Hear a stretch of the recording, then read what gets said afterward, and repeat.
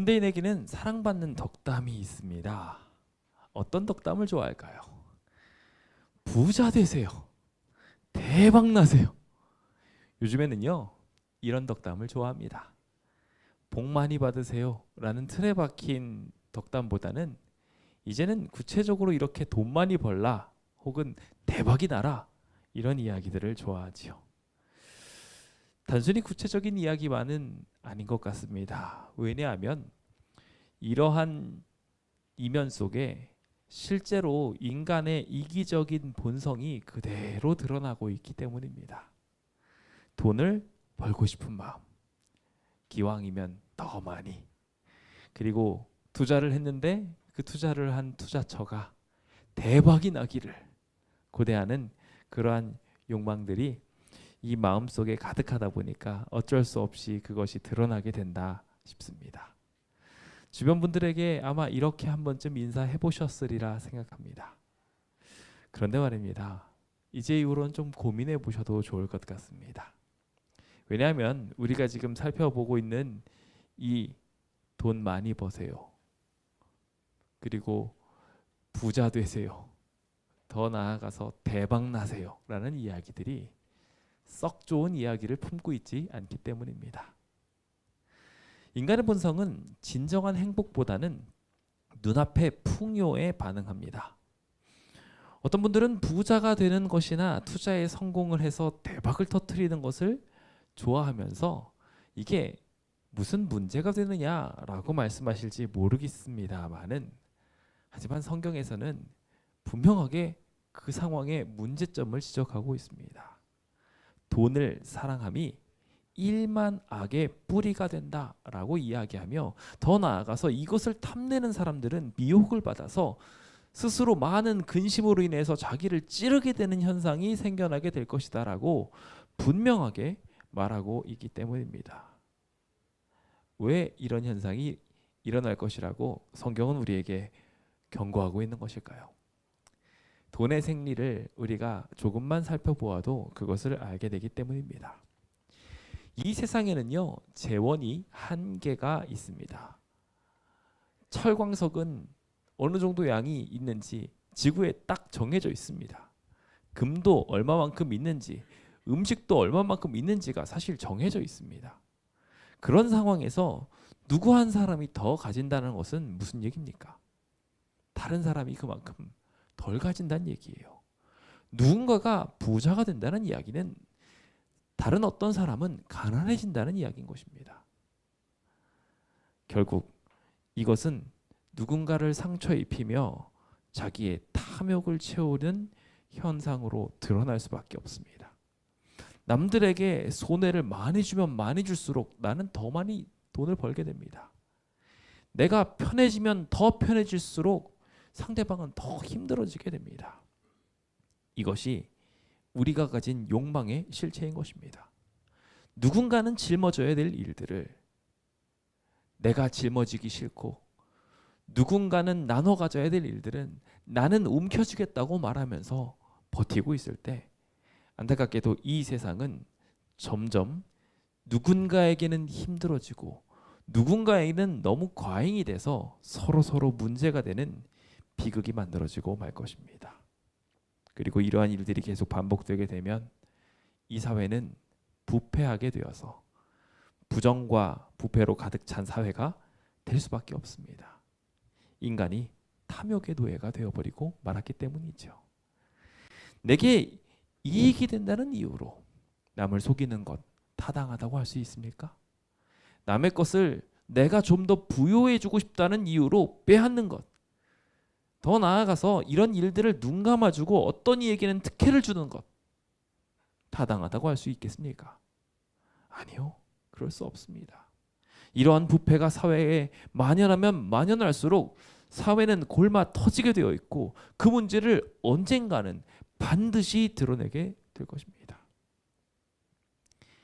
현대에 이르러서는 이제 많은 사람들이 이렇게 부자 되는 일에 대하여 너무 사랑한 나머지 스스로에게 양심의 소리가 들림에도 불구하고 계속 차단해 버릇하다 보니 이제는 그 음성마저 들리지 않는 경우들도 허다하다고 합니다. 너무나 당연하게 이제는 그리스도인들도 부자를 탐합니다. 세상 많은 사람들이 당연하게 부자가 되면서 남들을 속여도 남의 것을 빼앗아도 그게 삶의 지혜라고들 말하지요. 심지어 수많은 사람들이 피눈물을 흘리면서 괴로워하고 있는 것을 보면서도 이것이 옳다고 스스로 자위하기도 합니다. 이런 사회에는 앞서 말씀드린 것처럼 시일의 차이가 있을 뿐이지 분명히 비극이 다가오게 될 것입니다. 그래서 성경에서는 부자에게 주어진 이유를 다음과 같이 설명하고 있습니다. 내가 곤고하고 가난한 백성을 내 가운데 남겨두리니 그들이 여호와의 이름을 의탁하여 보호를 받을지라. 성경은 이 세상 사람들이 탐심으로 가득해서 썩어 문드러지려고 하고 있을 때 이 기별을 통하여 가난한 자가 너희에게 있는 이유는 부자가 되고 좀 더 많은 재산을 가지고 있어서 너희의 삶이 편안해지라고가 아니라 제대로 된 목적, 즉 이 가난한 사람들한테 자신의 것을 나누어 주는 것을 하는 것을 통해 비로소 이 재물의 제대로 된 목적을 이해하라고 권면하고 있는 것입니다. 하나님께서는 이런 것을 통하여 이 재물을 올바로 사용하는 방법에 대해 교회를 통하여 권면하고 있으십니다. 만약에 교회가 없다면 아마 우리는 다 자기의 욕심을 채우느라 금방이고 멸망해 버리고 말지도 모릅니다. 그런데 말입니다. 주님께서 이렇게 많은 메시지를 주어도 안타깝게도 이 세상은 욕망의 노예가 되어 있습니다. 심지어 그리스도인이라고 말하는 저희들도 이것에 자유롭지는 못합니다. 그래서 저희는 교회가 필요합니다. 교인들이라 할지라도 교회가 필요합니다. 이곳에 와서 하나님 말씀을 듣고 이 이기적인 마음을 떨쳐내려고 이곳에 오도록 노력합니다. 그럼에도 불구하고 많은 사람들은 계속 자기 기만을 하면서 부자가 되려고 목표하지요. 결국 이 일은 그 사람 스스로를 망쳐서 성경에 나와 있는 말씀처럼 부자가 하늘나라에 가서 이타적인 삶을 살게 되는 것이 정말 어렵다 보니까 이 작은 것 나눠주지도 못하는 부자들의 이 욕심을 가리켜서 말하기를 낙타가 바늘기에 들어가는 것만큼이나 어렵다라고 표현하고 있습니다. 재물이 많아지면 좀 씀씀이가 커지는 것은 분명한데요. 남들한테 거저주는 거는요 더 안 하게 된다고 합니다. 욕망에 충실한 사람들은 그만큼 더 하나님과 멀어지게 되는 것이죠. 혹시 우리는 욕망의 노예가 되어 있지는 않습니까? 우리가 다들 이렇게 욕망의 노예가 되어 있다면 이 순간 다시 한번 돌아보아 하나님께서 우리한테 권면하시는 행복한 삶으로 들어가게 되었으면 좋겠습니다. 인간은 이처럼 욕망 앞에 속절없이 약한 존재입니다. 그래서 그들이 경계하고 바른 길로 인도해 줄 존재가 필요하지요.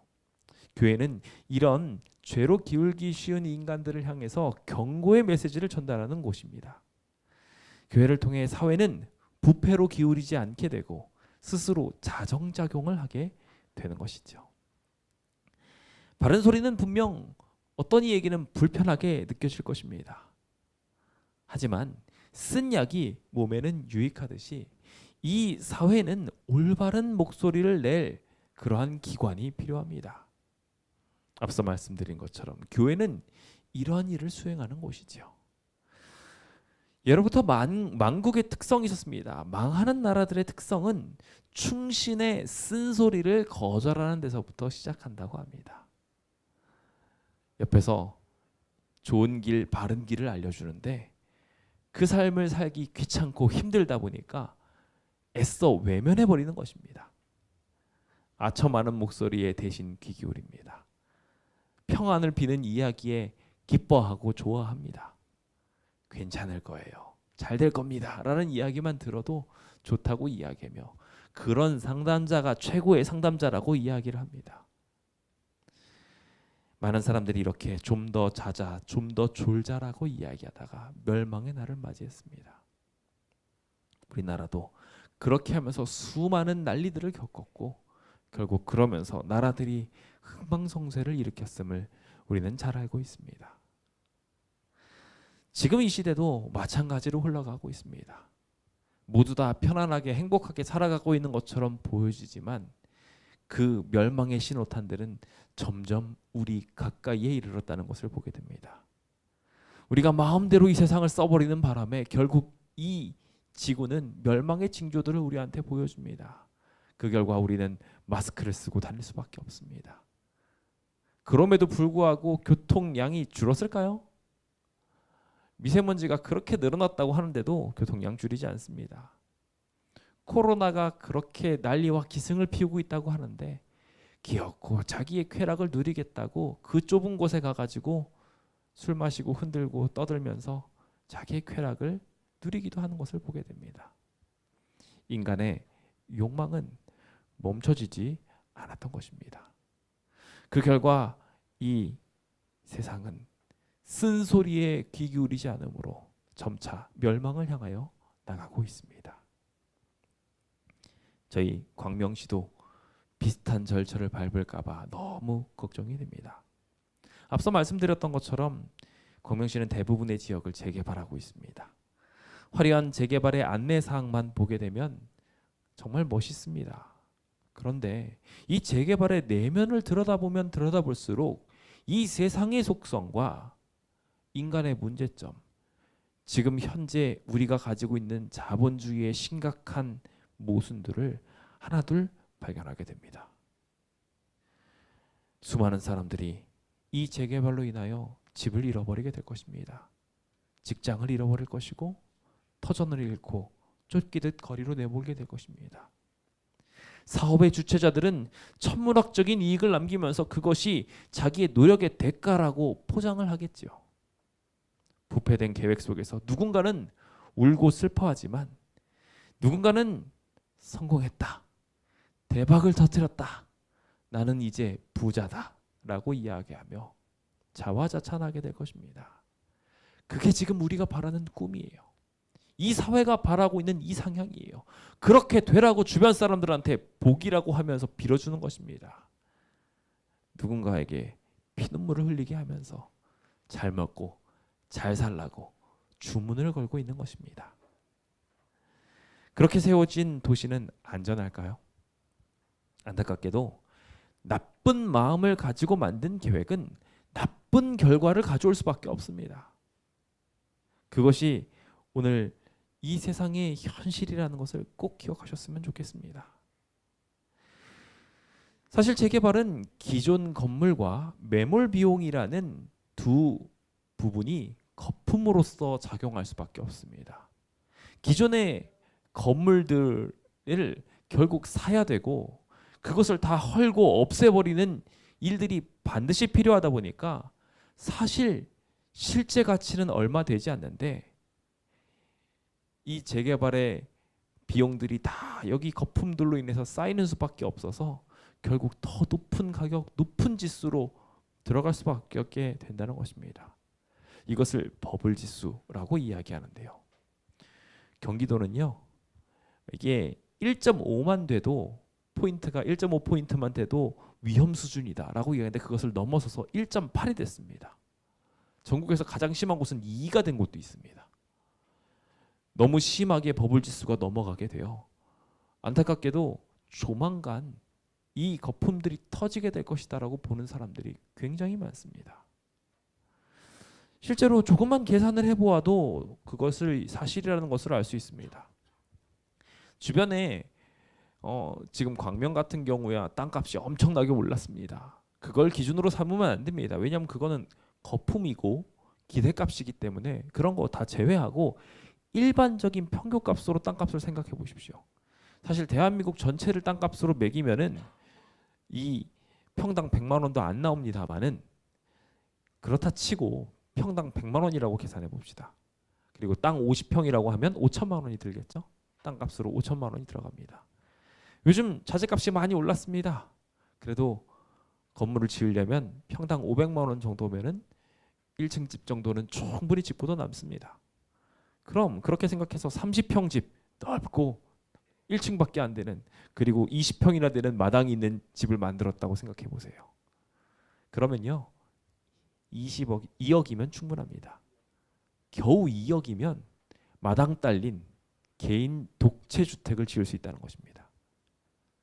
그런데 주변에 있는 아파트 가격은 어떤가요? 위기를 느끼셔야 됩니다. 10억, 뭐 심한 경우 15억, 20억 막 이렇게 가는 아파트를 보면서 정말 억억 소리가 납니다. 사실 여기 있는 1억이나 2억도 굉장히 큰 돈이에요. 이 집을 짓기 위해서 자재값이 얼마나 뻥튀기가 됐는지 사실 부담스러운 가격입니다. 많은 지금 사람이 평생 동안 돈을 벌어도 몇 수십 대를 이어가지고 돈을 벌어도 절대로 살 수 없는 아파트 값이 지금 현재 만들어졌어요. 그러다 보니 사람들은 어떻게 이 아파트를 벌겠다고 계산하게 될까요? 그러다 보니 이 부동산에 투자하는 거예요. 대출을 잔뜩 끌어안고 아파트 가격이 올라가는 속도를 자기가 돈 버는 것이 따라잡을 수가 없으니까 빚을 잔뜩 친 채 이런 아파트에 들어가는 겁니다. 가만히 있으면 돈을 버는 거죠. 그러니까 이게 좋고 최선의 방법이라고 이야기하며 부동산 불패를 외치는 겁니다. 그런데 지금 계산해 본 것처럼 2억이면 지을 건물을 사실 아파트로 그냥 쭉 위에 지어버리면 더 싸게 지을 수도 있겠죠. 그럴 건물을 지금 15억, 20억씩 주고 만들어냈으니 언젠가 이 가치가 실제 가치로 바뀌게 될 때 어떻게 되겠습니까? 우리가 요즘 조합원 분양가로 여기 아파트 들어가려면 한 5억에서 6억 이상 정도를 줘야지 들어갈 수 있습니다. 그렇게 해서 들어갔을 때 대출을 잔뜩 끌어안고 그 안으로 들어갑니다. 그렇게 끌어안고 들어간 것이 다시 2억, 3억.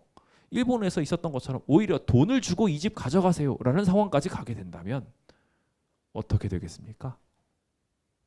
일본 버블 사태는 우리나라에는 해당하지 않는다고 말씀하시는 분들이 많은데 오산이에요.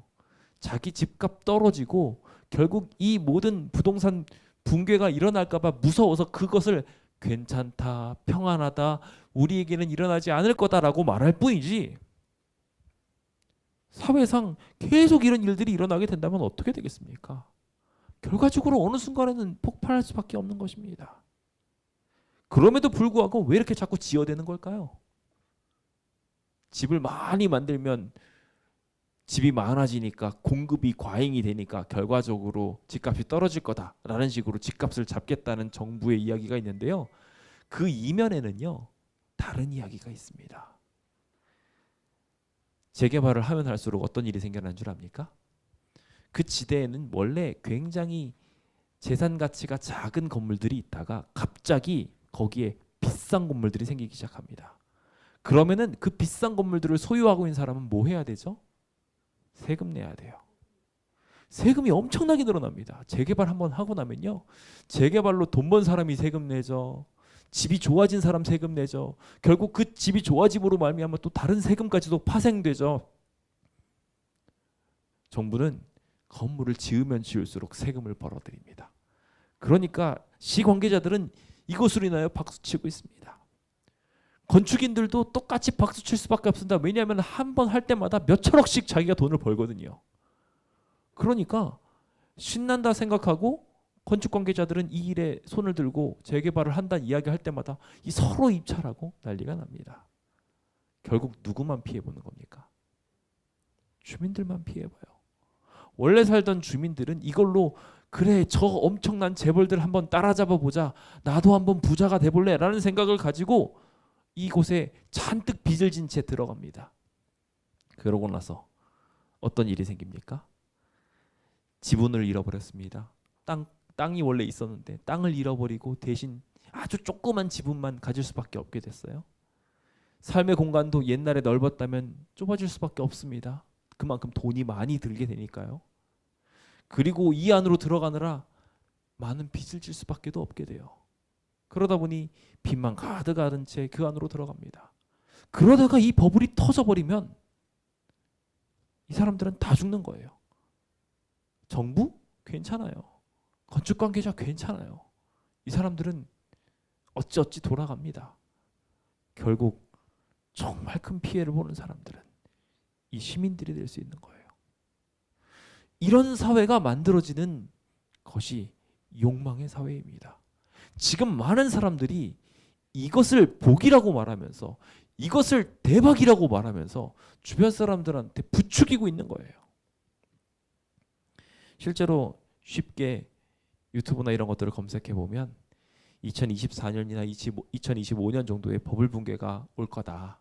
폭락기가 올 거다. 부동산이 떨어지는 날들이 올 거다라고 이야기하는 사람들이 있습니다.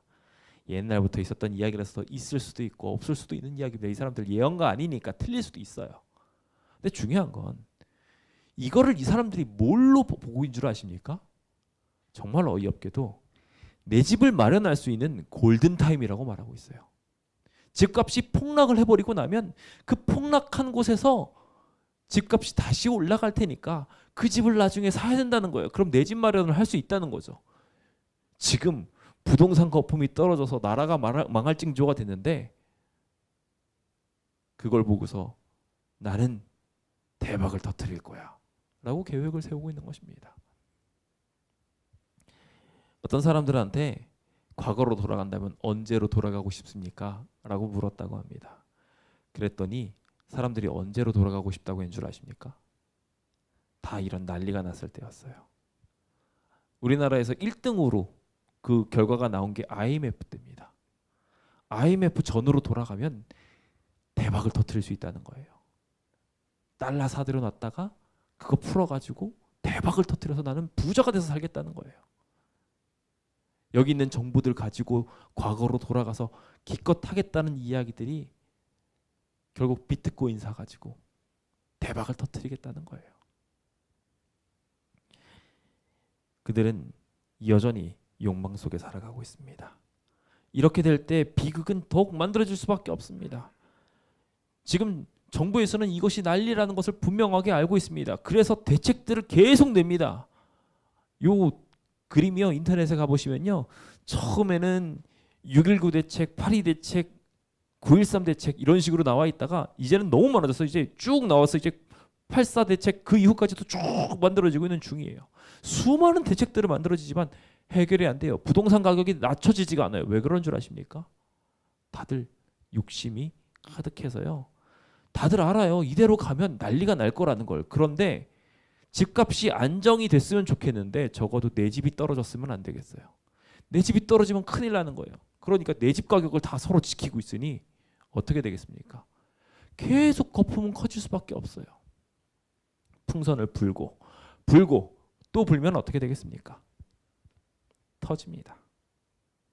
그것이 이 세상의 운명이며 부패한 도시의 운명입니다. 이 사실을 말할 교회가 필요합니다. 이 사실을 바로 직시할 기관이 필요한 것입니다.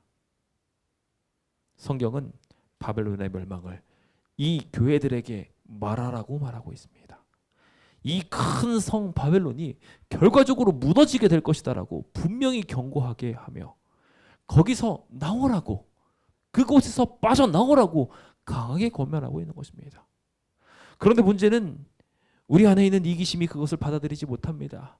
내 안에 이 이기심이 가득 있어서 결과적으로 이 이기심으로 말미암아 다른 여러 가지 비극들을 파생시켜 버립니다.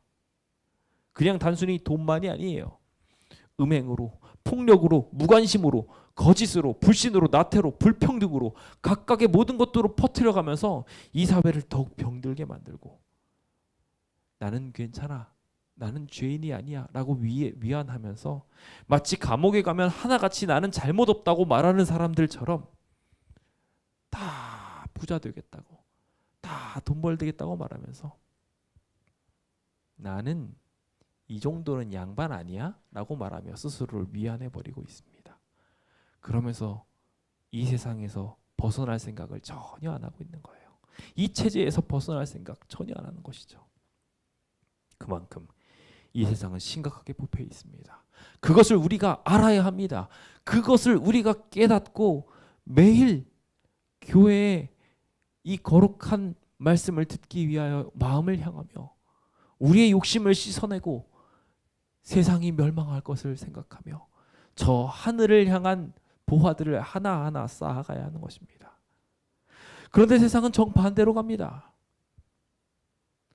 이 거룩한 기별을 전해야 될 교회를 어떻게 하려는 줄 아십니까? 저희 교회 건물만 예로 들어도 저희 교회는 단독 건물이죠. 이 지역이 준주거 지역입니다. 이 개발 지역 중에서 얼마 되지 않은 아주 가치 있는 땅이지요. 대로변입니다. 게다가 연건평 164평의 번듯한 건물입니다. 그런데 이 건물을 조합에서는 어떻게 재개발해서 보상한다고 이야기하냐면요. 주상복합으로 들어가라고 하고요. 집은 다 사라진 거죠. 상가구역 중에 그냥 구석 적당한 곳에 들어가랍니다. 거기서 끝나지 않고요. 연건평 164평 건물을 연건평 10평만 주겠다는 거예요. 실제 비례가치로 따져도 24평 이상을 받을 수가 없는 상황이에요. 그러면서 교회가 원래 164평이었는데 24평 이상을 받아가려고 한다면서 욕심쟁이라고 말하고 있습니다. 누가 욕심쟁입니까? 하나님의 거룩한 성전을 이야기하면서 지금 이들의 마음속에는 하나님의 땅이건 뭐건 관계없어. 내 돈 버는 게 더 중요해 라고 이야기하는 것입니다. 그렇게 한 결과 요즘 많은 교회들이 이런 식으로 헐리고 있습니다. 끝까지 버티려고 하지만 교회를 부숴버리는 많은 일들이 현재 일어나고 있어요. 어떻게 욕심을 부리면 거의 10배에 달할 정도 공간을 뺏고 지분을 뺏고 좋은 위치를 뺏고 다 그런 걸 뺏어보면서 심지어 예배할 수 있는 권한까지 뺏어버리는지 정말 심각하다는 생각이 듭니다. 인간의 욕망이 크면 결과적으로 누구에게 그 욕망의 방향이 향하느냐? 하나님께 향합니다. 사단이 그랬던 것처럼 똑같이 하나님께 향합니다. 그래서 지극히 높으신 자와 비기겠다고 말했던 사단처럼. 그리고 라멕도 어떻게 했어요? 그래서 가인을 위해서는 7배 재앙이 있었다면 나에게는 77배가 있을 거라고 이야기하면서 아주 그냥 자만에 빠져가지고 그런 모습이 되어버리고 말 것이라는 겁니다. 지금 이 시대는 그렇게 이 시대에 꼭 필요한 쓴소리를 하고 있는 교회를 없애고 보약과 같은 곳들을 다 사라지게 한 채 자기 욕망으로 이 세상을 채워가고 있습니다. 거품으로 이것을 채우고 있습니다. 그러면서 점점 그들은 이곳에서 썩어가고 있지요. 이 부패한 세상은 결국 부패한 것이 어느 순간 다 사그라들어 사라지는 것처럼 이 세상도 결국 같은 운명을 맞이하게 될 것이라 생각이 됩니다. 저희는 이러한 운명을 분명하게 본 사람들로서 이것을 외쳐야 합니다. 부동산은 탐욕이요 인격 상실이라는 말이 있더라고요. 정말 힘든 사람이라 할지라도 수익을 위해서 냉정하게 내치는 게 부동산이래요. 그래서 이 일들을 수행하는 많은 사람들은 인격이 상실돼야 돈을 벌 수 있대요. 이런 것이 사업의 핵심이라는 것이 요즘 공감이 정말 많이 돼요. 그렇게 되면서 많은 사람들이 지금 인격을 잃어가고 있거든요. 우리는 이러한 상황을 직시하고 그들에게 돌아오라고 외쳐야 되는 사람들입니다.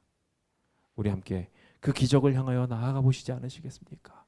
함께 이 사람들의 욕심의 고리를 끊을 수 있도록 하나님께서 이 세상을 심판하실 것이니 그 바벨론에서 빨리 나오라고 외쳐야 되지 않겠습니까? 우리가 이 일들을 외칠 때 어쩌면 주변 사람들은 그동안 많은 선지자들이 이와 같은 운명을 맞이했듯 우리를 향하여 돌을 들고 던져 우리를 죽일 수도 있습니다. 순교자들의 이슬이 되어 우리도 사라질 수도 있겠지요. 그렇다 할지라도 우리가 해야 하는 일은 빛과 소금으로서의 역할입니다.